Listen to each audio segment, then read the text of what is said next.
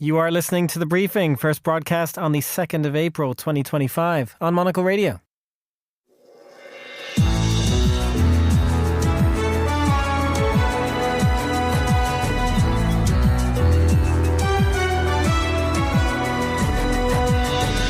Hello and welcome to The Briefing, broadcasting live from Studio One here at Midori House in London. I'm Chris Chermak. Coming up on today's programme.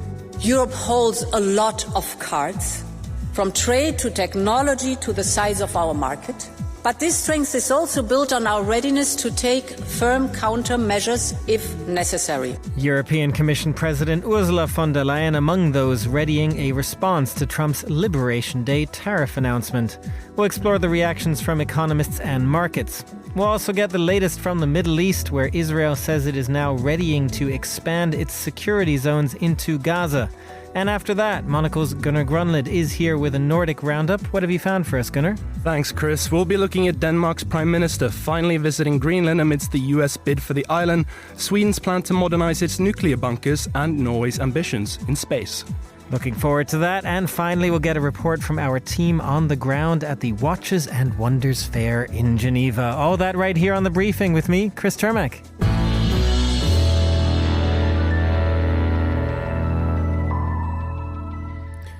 The world awaits Donald Trump's announcement on tariffs later today. But that hasn't stopped leaders around the world from readying their own responses. Among those is Ursula von der Leyen, President of the European Commission, who has made clear that Europe will implement retaliatory tariffs on the United States, even if she made equally clear that both sides of the Atlantic will lose out economically if they engage in a full-blown trade war. Well, joining me now is Karsten Brzeski, Global Head of Macro at ING Research. Karsten, thanks very much to coming on the show for Liberation Day, as Trump is calling it. And I do wonder if you could, first of all, just put this in perspective for us. This announcement, even if we don't know the details, it's being described as a complete reordering of the global economy. Is it that dramatic for you? Well, good afternoon, Chris. I think it is. I studied U.S. Economic history almost 30 years ago, and I remember that in the 1930s, we had this big tariff wave. And if Donald Trump is really impose these 20% blanket tariffs, as everyone is expecting tonight, then we would be back with a global tariff level at where we were in the early 1930s. And we all know how the 1930s ended, with really a shrinking of global trade, leading to World War II. So this is really historic, and this is also very destructive for the global economy. And put some numbers on that for us, if you could. What are you expecting from that? Economists around the world have been pretty busy just revising their growth forecasts. Yes, we do, because in general, you know, what the hard part is in putting really numbers on it is we don't know how demand will react. So there will be some goods in which there are no alternatives. So consumers will still buy it, even though it might increase 20% in price. And there will be other goods where demand will simply drop down. So all these numbers, and I'll give you a few, are very general, very, very generic. So assuming that we were to get this 20% blanket tariffs on all U.S. trading partners, more or less, it would come on top of the 25% that were already announced last week on automotive and on car parts. So this alone would mean inflation in the U.S. would really skyrocket. It would also mean that after a while, growth in the U.S. under this high inflation would come down. For Europe, on the other side, it would mean that an economy that probably would grow normally by 0.6, 0.7% this year would be put close to recession again. So I would expect that growth would come in lower by 0.3, 0.4 percentage points. But there's even more. You know, think about the undermining of sentiment, of consumer sentiment, of business sentiment, the holding back of investments, the reaction of financial markets. So there is such a long list that all the numbers that I just mentioned are really just some indications. No one knows how harmful these tariffs will really be. That is a long list, and then adding to that list is the responses that we will then get to Trump's initial announcement. And when it comes to Europe, there is a sort of perverse incentive here, isn't there, that the tariffs on U.S. goods if Europe were to implement them, will hurt European economies and consumers further. But politically, they kind of have to show that Brussels is tough and not going to stand for this. Correct, because Europe, I think, has finally woken up to this reality that it is different than 8 or 7 years ago when Europe could, strike a deal with the Trump administration back then by just buying a bit of LNG, gas or soybeans, or threatening to impose tariffs on Jack Daniels or Harley Davidsons. So I think the European Commission is now really prepared to do more. The only question is whether the European Commission and Europe is ready to go for what I would call the nuclear option in the trade policies, namely also including services. Sorry for that. Because the thing is, Europe, when it comes to the trade in goods, Europe is more dependent on the US than the other way around.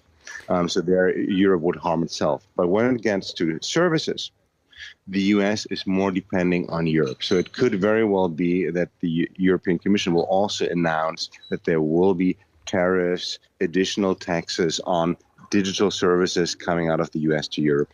And what do you get the sense is the end game here, if there is a possible end game? I know we can't really predict easily what Trump's end game is, but does Europe eventually hope that perhaps if it goes hard enough on retaliatory tariffs, particularly that nuclear option that you mentioned, that Donald Trump might back down again? Well, that seems to be the hope.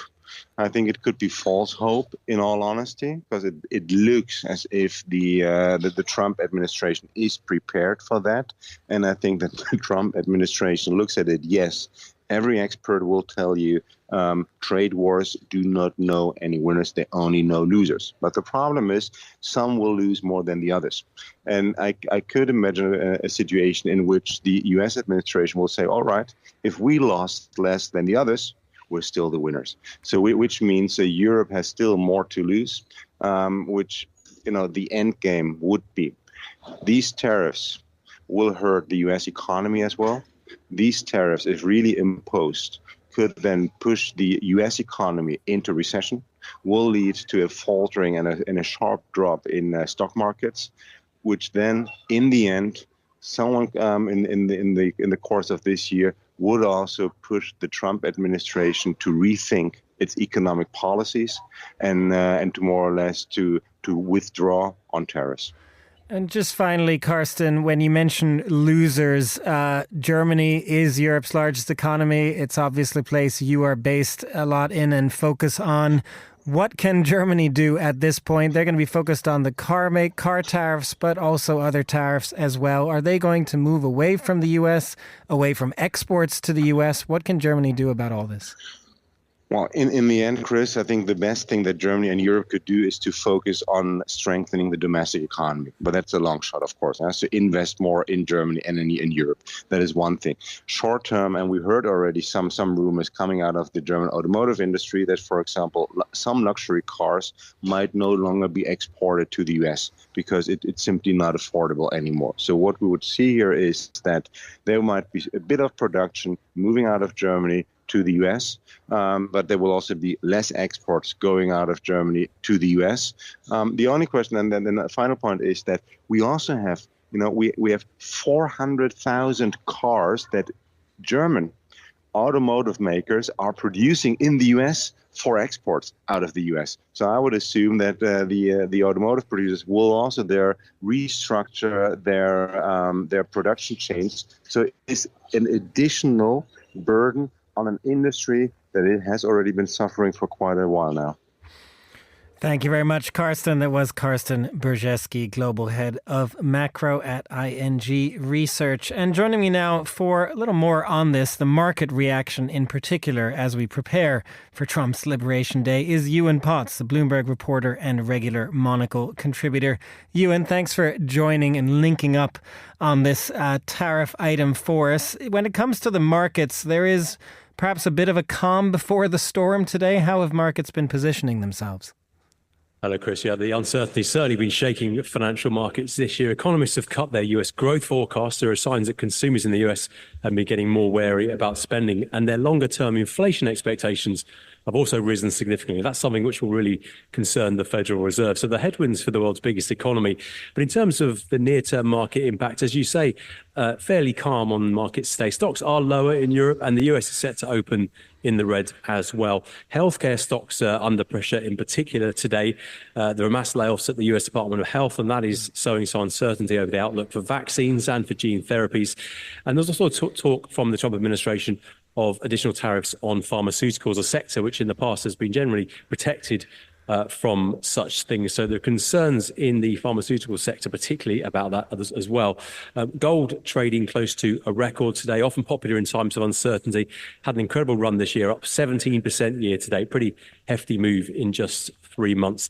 But the broader story this year, something which Donald Trump will probably not want to hear, is of a very marked rotation out of the United States, money moving from the US, in particular to Europe, much to many investors' surprise, really. In fact, the first quarter of this year was actually the best 3 months for European stocks relative to the US in 16 years. That's quite an incredible number, Ewan. And I do wonder what's going to happen after today then. What kind of expectation do the markets have from today's announcement? We heard from Carson Brzezinski at the top, as others have been reporting, this number of sort of 20% blanket tariffs across the board. Is there a number that could surprise investors at this point and really lead to a market reaction? Or is there a sector that Trump would perhaps focus on that could surprise them? Well, I think markets, like the rest of us, really just don't know. I think if you look back to the beginning of the year, the start of Donald Trump's presidency, I think markets just thought, oh, this is all a negotiating tactic. And they carried on buying stocks, thinking that everything will be okay. And that sentiment really changed around like mid-February when they realized that the president was actually quite serious about these things. So I think the market, which has been selling off a lot, particularly in the United States, is prepared for things to be quite bad, for tariffs to be pretty high later on today. But just how high and on what sectors, we really just don't know what's coming. Of course, the president is promising reciprocal tariffs, which sound straightforward in theory, but it would be fair to say that it's actually anything but straightforward. Of course, there are thousands and thousands of tariff schedules and hundreds of trading partners for the United States around the world. So it's actually a very complicated picture.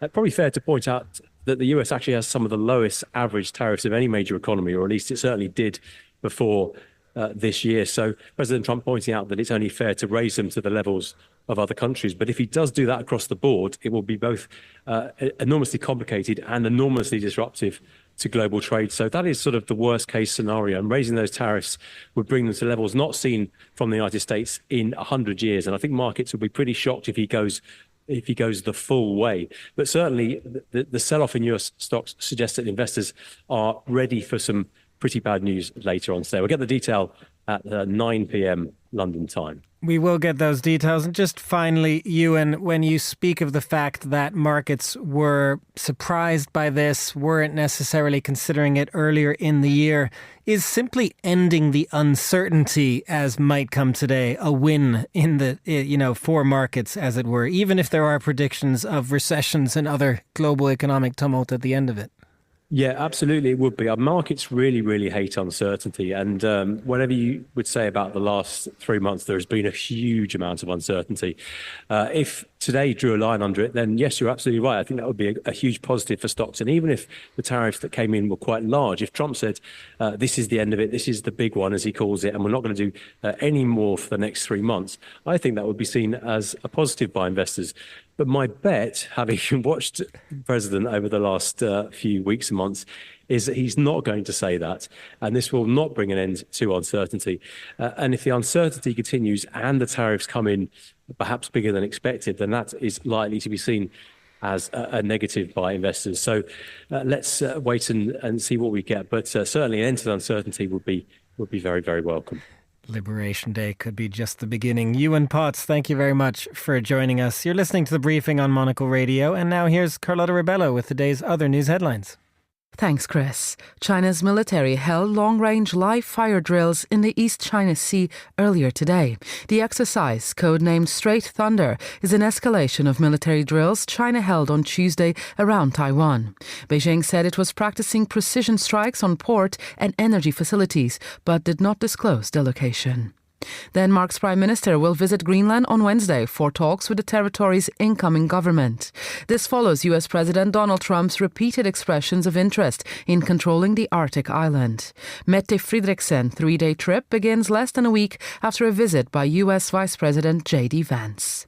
And Val Kilmer, who starred in films such as Top Gun and Batman Forever, has died aged 65.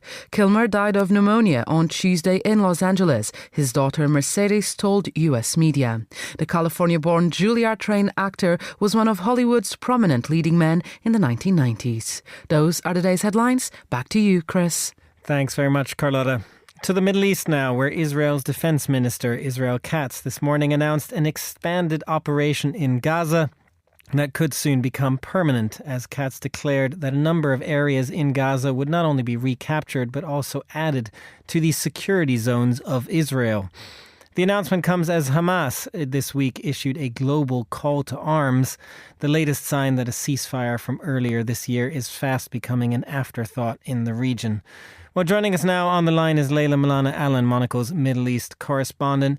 Leila, do you get a sense with everything that's been happening in Gaza these last few weeks since the end of the ceasefire? Is there something different about the defense minister's announcement from this morning? There is something very different. The reality is that what we are facing now in Gaza is a decision by the Israeli authorities that they are no longer going to in any way moderate their behavior, moderate this offensive, or really engage at all with the international community on whether or not this is an acceptable means of warfare. Of course, we saw when the ceasefire ended, and of course the ceasefire ended because Israel refused to enter the second phase of the ceasefire as it had been negotiated and tried to change the terms. We saw aid stopped from going in. And when international agencies condemned this and said, this is essentially a breach of international law and people will starve, the Israeli authorities turned around and said, the Hamas didn't do what we wanted. And as a result, this is what we're doing. We're now seeing the WFP saying that within days, remaining food stocks inside Gaza will run out. Aid is still not being allowed inside. They've now also stopped allowing international surgeons to go in who were performing much needed surgery because, of course, more than 3/4 of Gaza's hospitals are completely out of order. So those are the conditions under which we are now seeing this scaled up offensive, in which essentially Israel said, yes, we're putting pressure on Hamas. We are also putting pressure on the population of Gaza, essentially holding the whole population accountable. But this does not seem to many people to be a way of getting the remaining 59 hostages, about half of whom are deceased, back. And the hostage families have turned around to the government and said, you are not prioritizing our hostages. You are prioritizing whatever your military objectives in Gaza are. Well, and Leila, this announcement from Israel comes as Hamas had issued this global call to arms this week to prevent Gaza from being taken over. Are there any signs that other Arab nations, or their populations for that matter, will respond to any of this? Well, there are two different factors here. There's a question of whether, this call to arms is a sort of shift in position because for the last few weeks, Hamas has been trying to keep the original ceasefire deal on track, move into the second phase in which the war was supposed to end and they would give up the remaining hostages, but they did refuse to release the hostages without those terms being met. This call to arms essentially is a shift back to saying, right, we are also back at war now. We're not interested in negotiation anymore. Now, Arab states, of course, are not going to respond to a terror organization saying, we want to call to arms to fight Israel. But what Arab states are doing is responding to Israel pulling out of the ceasefire, seemingly refusing to negotiate to keep this hard-won ceasefire deal on track. And of course, we've seen horrifying scenes in the last couple of weeks since the attacks on Gaza began. Again, horrific interviews the other day. I was speaking to a surgeon in Gaza who said, I spent the entirety of Eid Day, the celebration at the end of Ramadan, cutting brand new clothes off children who had dressed up for Eid and been killed before the day was out. Already at least 20 people have been killed this morning, hundreds killed in the last few days. So Arab nations are certainly standing up and trying to say to Israel, please, come back to the negotiating table. Unfortunately, that doesn't seem to be being engaged and the attitude of the Trump administration, of course, which is Israel's main backer, is that if they want to go back to war in Gaza, which is what's now happening, they are behind that. And of course, there's a big political motivation here for Benjamin Netanyahu because he cannot keep his right-wing coalition on track while pursuing that second stage of the ceasefire. Already one minister has resigned, a second had threatened to resign if he went into the second stage. So while many Israeli citizens are saying we shouldn't be going back to war, we should be prioritizing getting those hostages back, the reality is that the right-wing elements of the government, in order for him to stay in power, want this war to continue. Already nearly 20% of the areas bordering between Gaza and Israel had already been taken over as a buffer zone. It does now seem that Israel, for the first time in 20 years since it pulled out of Gaza, has decided that it's going to take over that territory again, in spite of international objections from Arab states, from Western states, from NGOs around the world, from the UN. There's been horror, really, at this statement this morning. But thus far, this does seem to be their very determined plan. Leila, just quickly at the end, there has also been another aspect to this, which is a strike on a UN clinic today. It's not the first time in the last week or so. The Red Cross had condemned earlier attacks on medics and some of its own staff that were killed.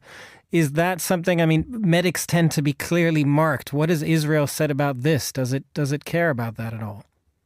Israel has said very little now. This is, again, one of the patterns we've seen over the last year and a half, that we've seen a shift from, no, we're not attacking medics and hospitals, they were terrorist sites, to hardly responding at all when it happens because it's become so frequent. A few days ago, we saw the targeting of an entire civil defense team in Rafah. Those bodies were retrieved the other day. They all came under assault while trying to rescue people and were killed. Of course, we've seen this UN clinic hit. But the reality is, we've seen dozens of hospitals targeted, hundreds of medics killed over the last year and a half.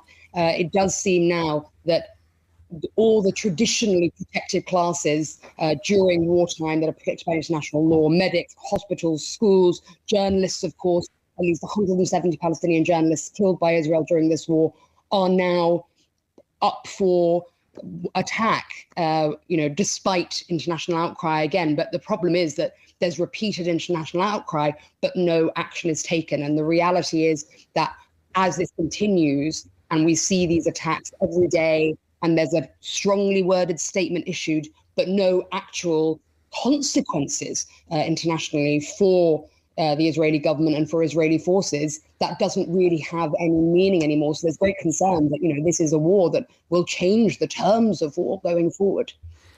Leila Malana Allen, Monocle's Middle East correspondent, thank you very much for joining us. You're listening to The Briefing on Monocle Radio.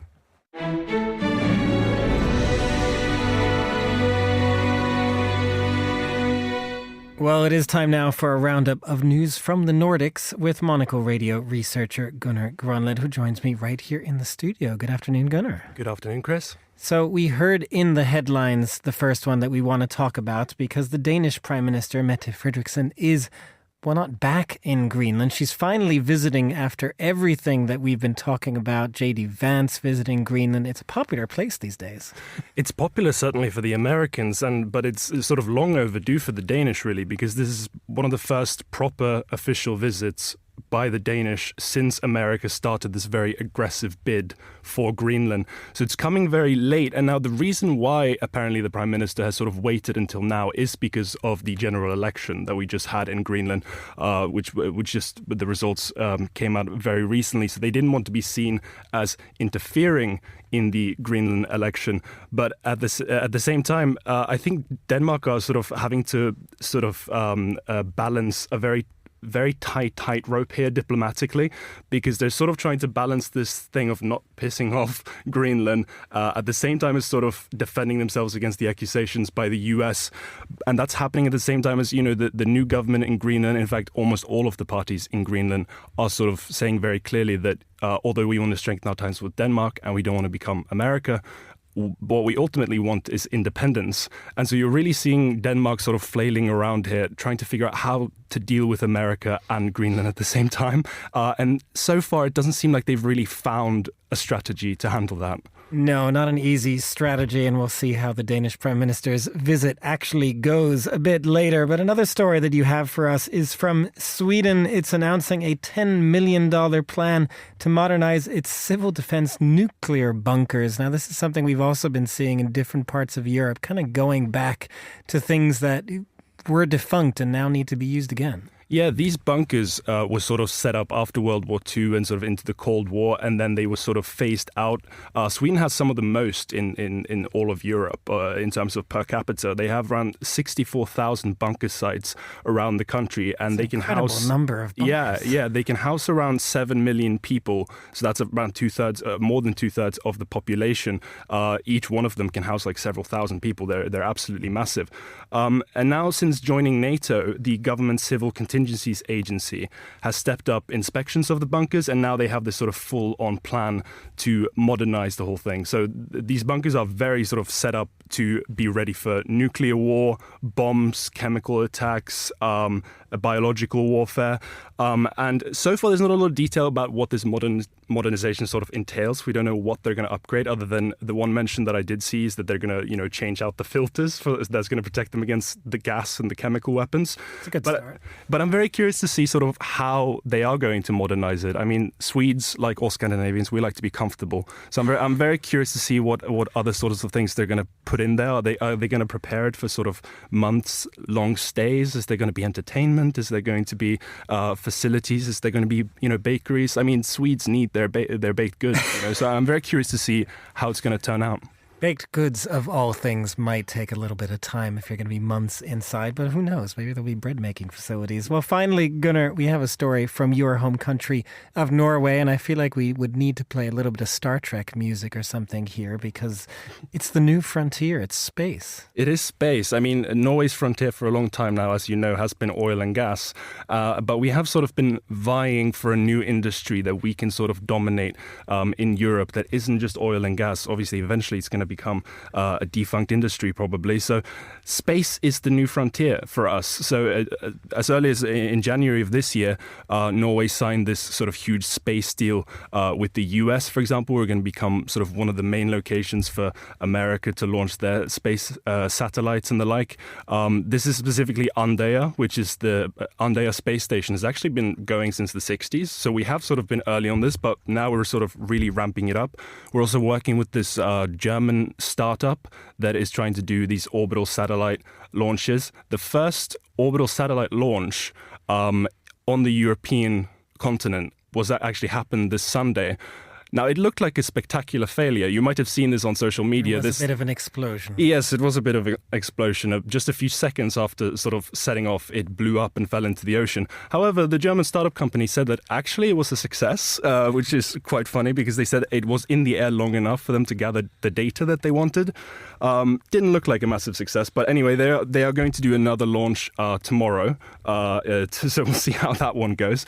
But in more successful sort of Norwegian space news as well, you might have seen the SpaceX Fram 2 launch, which is the first manned polar orbital spacecraft that sort of goes across the North and the South Pole in about 40 minutes, I think.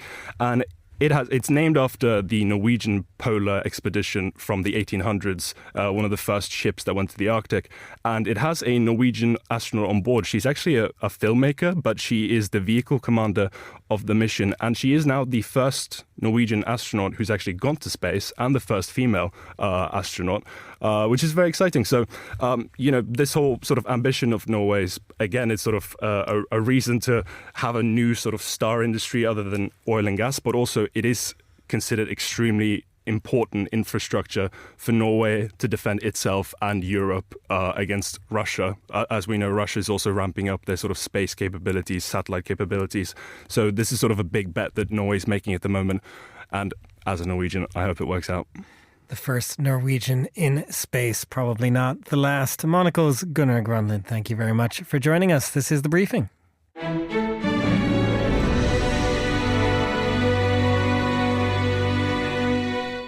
And And finally, on today's show, it is day 2 of Watches and Wonders in Geneva, and our very own Marcella Palek, Monocle and Confect's contributing fashion editor, has been taking in the sights and joins us now from the fair itself. And Marcella, there are about 60 exhibiting houses, I understand. I will not ask you to list all of them, but what have you seen so far? So first of all, hello from Geneva Palexpo. It's like you mentioned, day 2, and there are incredibly many people. There's so much buzz and so much good energy. And I must say, I'm here since Monday, and I saw so many nice watches. Without my pictures and notes, I couldn't remember it, I tell you. So there are actually those 60 brands that are exposing at the Palexpo Center, but at the nearby classicist Villa Sarrazin, you find even more watches to explore. And then we have downtown the Hotel Beau Rivage, where also more watches are exposing their new launches. There's lots and lots of things, clearly, as you're saying there, in terms of what to see, a dizzying number of watches to look at. Have there been any particular unveilings that you would like to focus on? Yeah, I just went through my pictures, and I tell you what catched my eye. So there is, for example, the famous, you will know it, Andy Warhol watch by Piaget. And it was originally launched in 1972, and 73 Warhol bought his first watch. At the end, finally he has, I think, a little collection of 7 or 8 of those watches. So Piaget made it possible that they can call it now Andy Warhol watch. And now what is new, you can create your very own style, combining different materials of the dial and case. You can do it online, and even to play around is absolutely fascinating. So that is one option for you if you want to play around and design your own Andy Warhol themed watch. Is there a theme to this year's fair, Marcella, I wanted to ask you, or is there a trend, I suppose, that you have kind of identified in the watches industry for this year? There are actually many trends, but what I like is, as a fashion expert, is there are beautiful jewelry watches like at Chopard or also Piaget that are inspired by the 60s and 70s. And this was, in terms of design, a very, very creative and beautiful time. And I love the idea that they are getting inspired by this time, and there are new launches with an amazing technology, but in a cool style. Finally, Marcella, for the rest of the fair, what kind of things are you looking out for? What are you most excited to attend over the course of this week? Of course, there are the big brands like Chanel and Cartier, but what also is very, very interesting is a little exhibition downtown, and it's from the Academy of Independent Watchmakers. And it's the complete difference from the glossy luxury world surrounded by champagne and beautiful interiors here at the fair.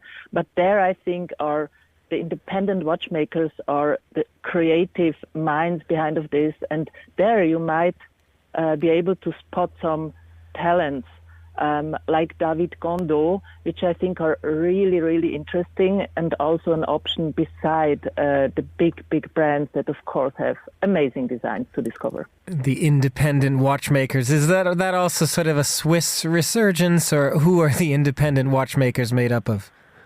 It's an academy. It's actually founded 1985, and it's international. And some of the best watchmakers are members.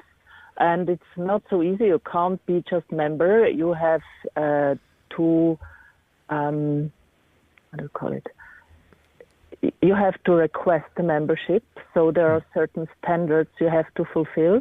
And I think there are, like I said, David Gondo, he worked already 17 years for Gégère Lecoutre. His father was also a watchmaker, and his grandfather as well. All lived and worked in Vallée des Joux, and I think it's not just like young creatives with no experience. They are actually very experienced, and just founding their own brand. And maybe a detail, a watchmaker, maybe you think it's somebody that is only creating the technology, but actually those watchmakers are also creating the design of a watch. So they are, like David Gondo, they are creating the complete watch from sketch to final product. And for example, I talked with him, his first watch, it took 1 year that he could finalize it. And in these 8 years that he is independent watchmaker, he produced 48 watches only. So those are absolute fascinating collector's pieces and collected worldwide. He told me that his clients are coming from Asia, America, Europe, from all over the world. I think this is something that people going to the fair probably don't have on their radar, and it's worth to have a look also on those smaller but very talented creators. Marcella Palek, Monocle's and Confect's contributing fashion editor. Thank you for joining us. We'll let you get back to Watches and Wonders. That's all the time we have for this edition of The Briefing. It was produced by Monica Lillis. Our researcher was Francesca Jokes, and our studio manager was Flynn Simons. The Briefing is back tomorrow at the same time. I'm Chris Termack. Goodbye, and thanks for listening.